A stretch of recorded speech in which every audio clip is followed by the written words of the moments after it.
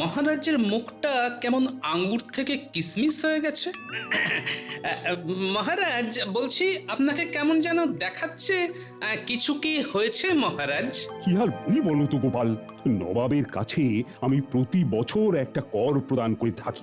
এবার কোনো কারণে আমার যদি অর্থের প্রয়োজন পড়ে, তবে আমি সেখান থেকে প্রয়োজন মতো অর্থ নিয়ে নিজের সমস্যাটা নির্মূল করতে পারি। হ্যাঁ, এই কথাটা তো আমি জানি। তাহলে সমস্যাটা কি হয়েছে? আর কি বলবো গোপাল, রাজকোষের অবস্থা খুব খারাপ। এইকে আমার আবার বেশ কিছু অর্থের প্রয়োজন। তাহলে নবাবের কাছে আপনার জমানো অর্থ থেকে কিছু অর্থ আপনি চেয়ে নিন। সেটাই তো সমস্যা গোপাল, নবাব আমাকে ওইভাবে অল্প কিছু অর্থ দেবেন না। যদি অর্থ নিতে হয়, সমস্ত অর্থ একেবারে নিয়ে নিতে হবে। এটা আবার কোন ধরনের নিয়ম? হ্যাঁ গোপাল, নবাবের এটাই নিয়ম। ওনার কাছে অল্প অল্প করে অর্থ রাখতে পারবো, কিন্তু অল্প করে তুলতে পারবো না। তুলতে গেলে সমস্ত অর্থ একেবারেই তুলতে হবে। মহারাজ, আমার মাথায় একটা বুদ্ধি এসেছে। আপনি এক কাজ করুন, আপনি সব অর্থ একেবারে তুলে নিয়ে আসুন, তাহলেই তো ল্যাটা ঝুঁকে গেল। আরে মন্ত্রী, এই জন্য কি আর তোমাকে মাথা মোটা বলি? সব অর্থ তুলে নিলে ভবিষ্যতের জন্য সঞ্চয় হিসেবে কি থাকবে? মহারাজ, আমাকে একদিনের জন্য ছুটি দিতে পারবেন? কেন গোপাল, তুমি আবার এই সময় ছুটি নিয়ে কি করবে? মুর্শিদাবাদ যাব মহারাজ। মুর্শিদাবাদ? কিন্তু কেন? নবাবের থেকে আপনার প্রয়োজনীয় অর্থ নিতে।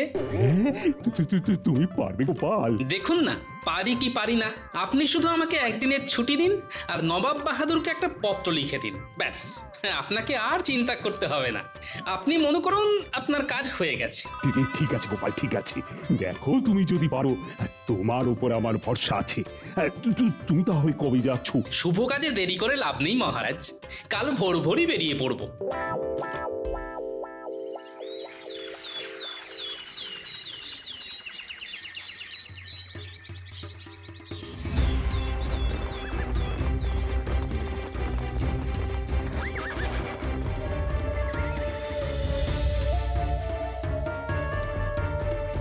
সেলাম জাহাপনা। আরে গোপাল যে, তুমি হঠাৎ? একটা পত্র নিয়ে এসেছি জাহাপনা। পত্র? কিসের পত্র গোপাল? পড়ুন, পড়লেই বুঝতে পারবেন। ঠিক আছে, দাও দেখি।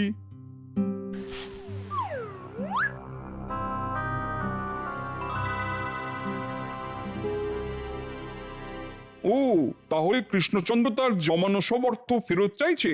আগে জাহাপনা, আপনি তো আর মহারাজকে অল্প কিছু অর্থ ফেরত দেবেন না, তাই বাধ্য হয়ে ওই পুরোটাই একেবারে তুলে নিতে হচ্ছে।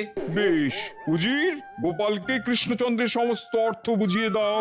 আজ্ঞে জাহাপানা। 10,001, 10,002, 10,000। ওরে বাবারে, ওরে বাবারে, এতগুলো মোহর গুনতে গিয়ে আমি যে পুরো হাঁপিয়ে গেলাম। গুনুন গুনুন গুনুন, এক মোহরও যেন এদিক ওদিক না হয় উজির মশাই। নিন জাহাপানা, গোপালকে সব বুঝিয়ে দিন।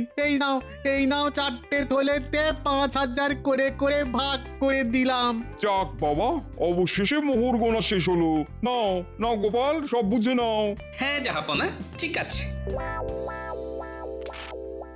নিন জাহাপনা, এই 3 থলে মানে 15,000 মোহর আবার মহারাজের খাতায় জমা করে দিন। হ্যাঁ, তার মানে? আমার 5,000 মোহর দরকার ছিল, আমি নিয়ে নিয়েছি। বাকিটা আমি আবার জমা করে দিতে চাই। আর আপনার তো নিয়মেই আছে, অল্প মোহর তুলতে পারবো না, তবে অল্প মোহর জমা করতে পারবো। নিন নিন, এই মোহরগুলো জমা করে নিন, আমাকে আবার কৃষ্ণনগর যেতে হবে। তুমি যখন 5,000 মোহরই নেবে, তাহলে এত কষ্ট করে আমাদের দিয়ে এত মোহর গোনালে কেন? গোপাল, তোমার কথা শুনে তো আমার হৃদয়টা একেবারে ধুকপুক করছে। উজির মশাই, এতে আমি কি করতে পারি বলুন? জাহাপনাই তো বললেন অল্প কিছু অর্থ দেবেন না, তাই আমাকে এই পথ অবলম্বন করতে হলো। বাবা, এ তো পুরো ভয়ঙ্কর ব্যাপার। না না না না, গোপালকে বেশি কিছু বলে লাভ নেই। দেখা গেল বুদ্ধি খাটিয়ে আবার কিছু একটা করে বসলো। আচ্ছা, ঠিক আছে ঠিক আছে, গোপাল তুমি কৃষ্ণনগরে ফিরে যাও। আমি কৃষ্ণচন্দ্রের নামে এই 15,000 মোহর জমা করে রাখবো, ঠিক আছে?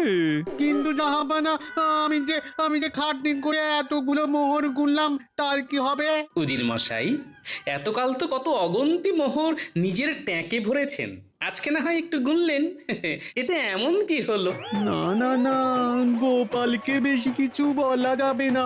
বলা তো যায় না, দেখা গেল নবাব বাহাদুরের সামনে আমার একেবারে হাটে হাঁড়ি ভেঙে দিল। ঠিক আছে জাহাপনা, আমি তবে আসি। হ্যাঁ গোপাল, এসো এসো এসো।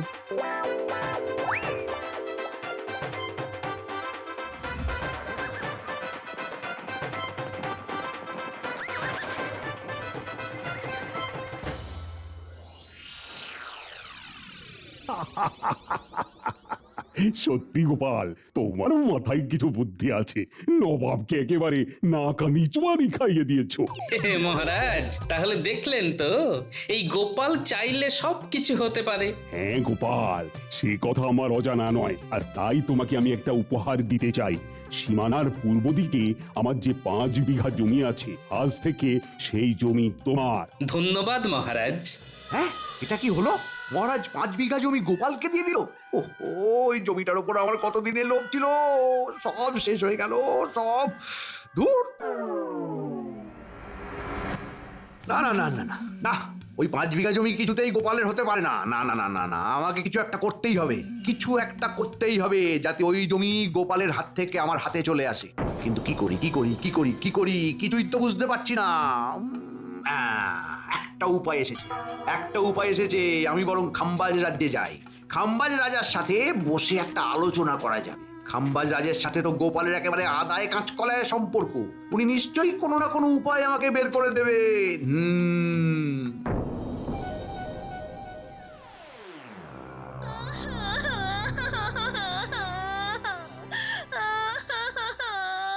আরে এইভাবে কাঁদছিস কেন? কি হয়েছে সেটা তো বল। পিতা, আমি আর স্বামীর সংসার করব না। আমি এখন থেকে তোমার এখানেই থাকবো। উমা, সে কি কথা? তুই এখানে থাকবি মানে? শ্বশুর বাড়িতে আমার মন বসছে না পিতা, তাই তাই আমি ওই শ্বশুর বাড়িতে থাকবো না। তা বললে কি আর হয়? খাম্বাজ রাজার কন্যা শ্বশুর ঘর করতে পারেনি জানলে সবাই কি বলবে বলতো? যে যাই বলুক, আমি আমার সিদ্ধান্ত নিয়ে নিয়েছি। আমি কিছুতেই শ্বশুর বাড়িতে ফিরে যাব না। হ্যাঁ, এইবার কি হবে? সবাই যদি জানতে পারে আমার মেয়ে বিবাহ বিচ্ছিন্ন, তাহলে তো আমার মান সম্মান একেবারে ধুলোয় মিশে যাবে। উফ, কি যে করি। তাহলে এই ব্যাপার, একটা ভালো সুযোগ হাতে এসেছে। এই সুযোগটারই সদ্ব্যবহার করতে হবে। আর এই সুযোগেই ওই বেটা গোপালেরও একটা ব্যবস্থা করতে হবে। মহারাজ, আমার প্রণাম নেবে। আরে কৃষ্ণনগরের মন্ত্রী যে, তো তুমি হঠাৎ? মহারাজ, একটা আর্জি নিয়ে এসেছিলাম। আরজি? কিসের আরজি? খবর পেলাম আপনার মেয়ে বিবাহ বিচ্ছিন্ন হয়েছে। এর মধ্যে কৃষ্ণনগরের মন্ত্রীর কানে খবরটাও চলে গেছে। হ্যাঁ, হায় হায় হায়, এইবার কি করব? হ্যাঁ, এইবার কি করব আমি? মানে তুমি কি করে জানলে? খবর কি আর চাপা থাকে খাম্বাজ রাজ? আমার কানে সব খবরই এসে পৌঁছায়। চন্দ্র সূর্যেও যদি কিছু হয়, তবেও সেটা আমার কানে এসে পৌঁছাবে।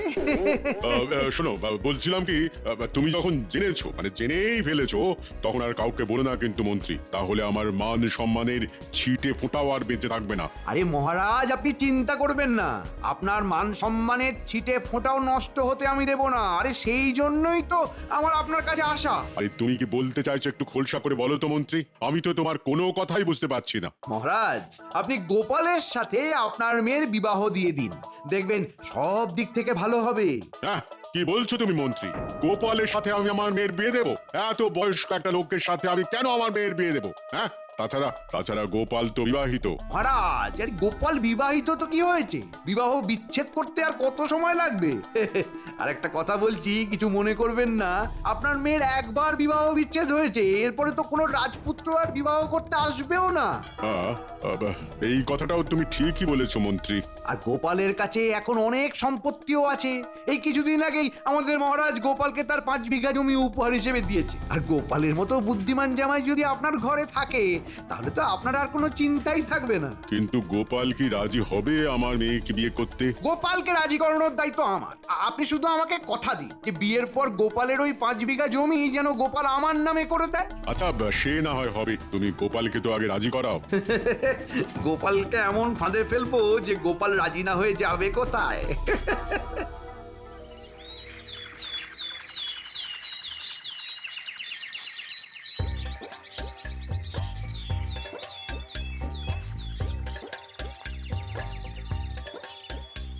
আচ্ছা গিন্নি, মহারাজের দেওয়াই জমিতে ধান চাষ করলে কেমন হয়? হ্যাঁ সেটাই তো, জমিটা শুধু শুধু ফেলে রেখে কোনো লাভ নেই। হ্যাঁ তুমি বরং চাষই করো। সেটাই ভাবছি বুঝলে। গোপাল, গোপাল, বাড়িতে আছো নাকি?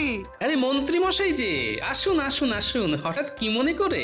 এমনি এদিক দিয়ে যাচ্ছিলাম, তাই ভাবলাম একটু তোমার বাড়ি ঘুরে যাই, ঘোরাও হবে আর একটু জল বাতাসাও খাওয়া হবে।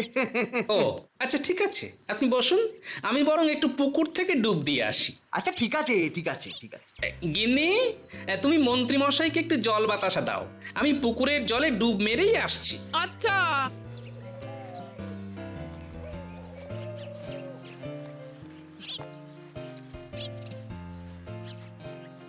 এই দাঁড়ান মন্ত্রী মশাই, আমি আপনার জন্য একটু জল বাতাসা নিয়ে আসছি। হ্যাঁ আচ্ছা ঠিক আছে,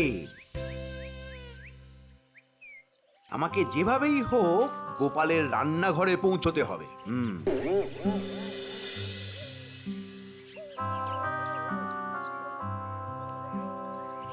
আরে মন্ত্রী মশাই, আপনি রান্নাঘরে চলে এলেন? না মানে আসলে বাইরে খুব রোদ, দাঁড়িয়ে থাকা যাচ্ছে না। ও আচ্ছা নিন, এই আপনার জল। হ্যাঁ ও হ্যাঁ হ্যাঁ হ্যাঁ।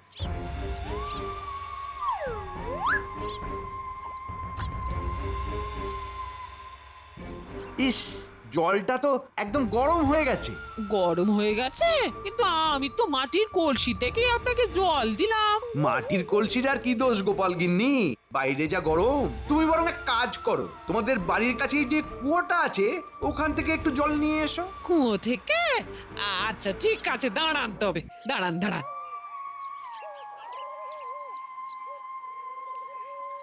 এই সুযোগ, সব খাবারে নুন আর লঙ্কার গুঁড়ো ছড়িয়ে দিতে হবে।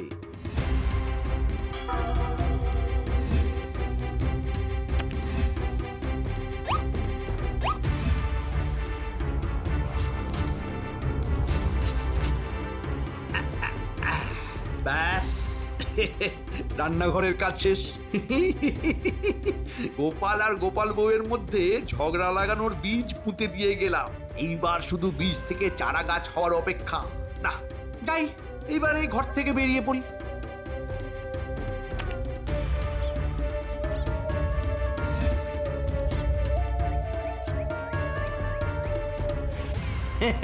এই তোমাদের বাড়িটা একটু ঘুরে ঘুরে দেখছিলাম, কোথা থেকে জল আনলে? হ্যাঁ এই যে দাঁড়ান, আমি একটা পাত্র করে এনে দিচ্ছি। হ্যাঁ আচ্ছা, এই নিন মন্ত্রী মশাই। হ্যাঁ গোপাল গিন্নি দাও। শান্তি। আমি তাহলে এবার আসি গোপাল গিন্নি। আচ্ছা আসুন আসুন আসুন। যাই বাবা, অনেক দেরি হয়ে গেল, ঝটপট ওনার খাবারটা বেড়ে ফেলি। হ্যাঁ উনি আবার একটু পরে খেতে বসবেন। হ্যাঁ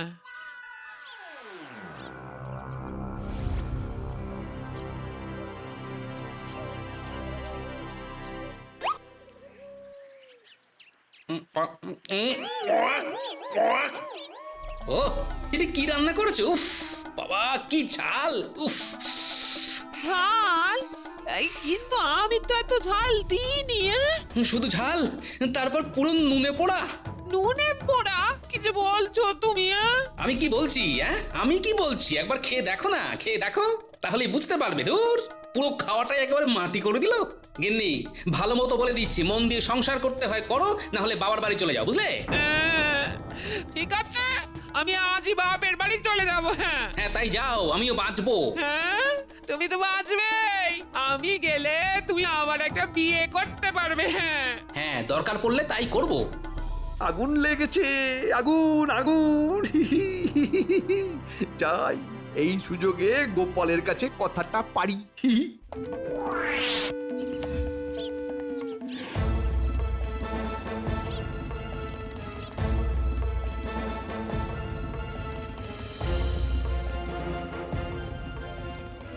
আরে গোপাল, তুমি এখন এই পথে? কিছু না, এমনি বেরিয়েছি একটু। না না, কিছু তো একটা হয়েছে। কি হয়েছে আমাকে বলো না গোপাল। আরে আরে আমি তো তোমার দাদারই মতো। হ্যাঁ, কি গিন্নির সাথে ঝামেলা হয়েছে নাকি? বুঝি বুঝি বুঝি গোপাল, দীর্ঘদিন একসাথে থাকতে থাকতে এইরকম একটু একটু হয়। তুমি এক কাজ করো গোপাল, তুমি হ্যাঁ, তোমার গিন্নিকে ছেড়ে দাও। গিন্নিকে ছেড়ে দেবো? কি বলছেন কি মন্ত্রীমশাই? হ্যাঁ, ঠিকই তো বলছি। আমার কাছে তোমার জন্য একটি ভালো পাত্রীর সন্ধান আছে। ভালো পাত্রী? হ্যাঁ, খাম্বাজ রাজার মেয়ে, দেখতেও যেমন সুন্দরী তেমনি গুণবতী, আর বিয়ে হলে পুরো খাম্বাজ রাজ্য তোমার।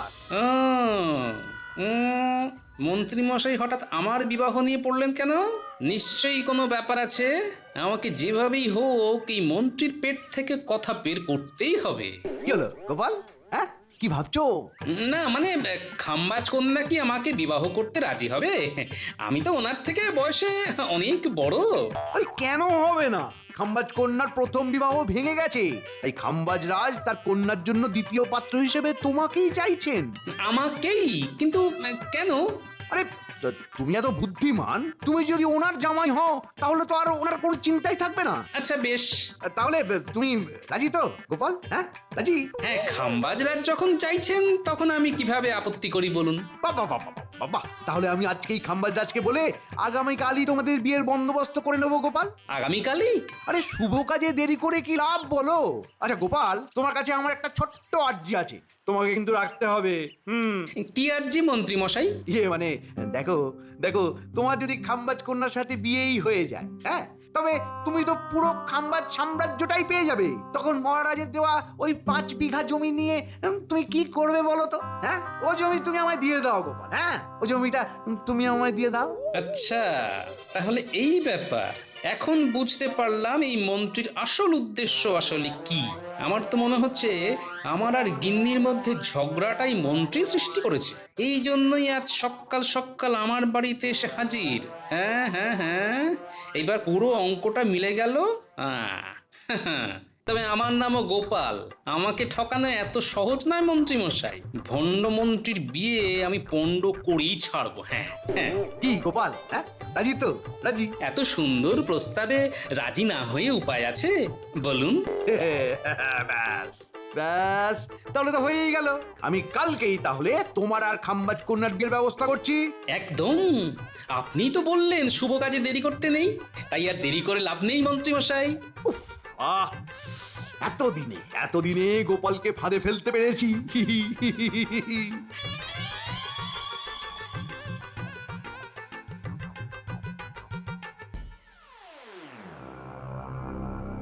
কি হলো কি মন্ত্রী, কোথায় তোমার গোপাল? এখনো আসছে না কেন? মানে বুঝতে পারছি না মহারাজ, এখনো কেন গোপাল আসছে না বুঝতে পারছি না। তবে তবে আমি বটা ঘটাকে দিয়ে খবর নিতে পাঠিয়েছি, এক্ষুনি হয়তো ওরা খবর নিয়ে চলে আসবে। আরে ওই তো বটা ঘটা চলে এসেছে। কে গোপাল কোথায়? গোপালটা তো বিয়ে করতে আসবেন না মন্ত্রী মশাই। এই রে, মাটি করেছে। কে মানে আসবে না মানে? হ্যাঁ, গোপাল দাদা বললো সে বিয়ে করতে আসবে না। পিতা, তাহলে আমার বিয়ে হবে না। আরে মা, দাঁড়া দাঁড়া দাঁড়া, তুই কাঁদিস না। এই কি হলো কি মন্ত্রী? তুমি যে বললে গোপাল বিয়ে করতে রাজি হয়ে গেছে, আমি তো তোমার কথা শুনে বিয়ের সমস্ত আয়োজন করলাম। এখন বিয়ে করতে আসবে না, এর মানেটা কি? আমি তো কিছুই বুঝতে পারছি না মহারাজ।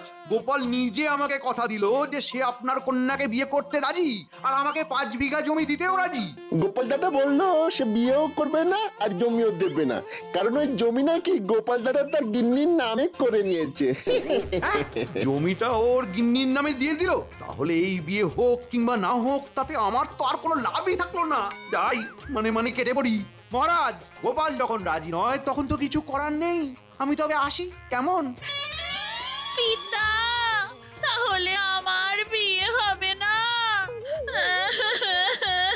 দাঁড়াও মন্ত্রী। এই রে, আমাকে আবার কেন ডাকে? হ্যাঁ বলুন। গোপাল আসেনি তো কি হয়েছে? তুমি তো আছো, তোমার সাথেই আমি আমার মেয়ের বিয়ে দেবো। না না না না না, এটা হতে পারে না। এটা হতে পারে না। আমার বাড়িতে গিন্নি আছে, এটা কিভাবে হবে? বিবাহ বিচ্ছেদ করে নেবে। তুমি তো বলেছিলে বিবাহ বিচ্ছেদ করা কোনো ব্যাপারই নয়। হ্যাঁ মানে বলেছিলাম, কিন্তু সেটা আমার ক্ষেত্রে প্রযোজ্য নয়। আপনি একটু বোঝার চেষ্টা করুন রাজামশাই। কেন তুমি কোন মাতব্বর শুনি? হ্যাঁ, তোমাকেই আমার মেয়েকে বিয়ে করতে হবে, নইলে নইলে আমি তোমাকে বন্দি করব। হ্যাঁ,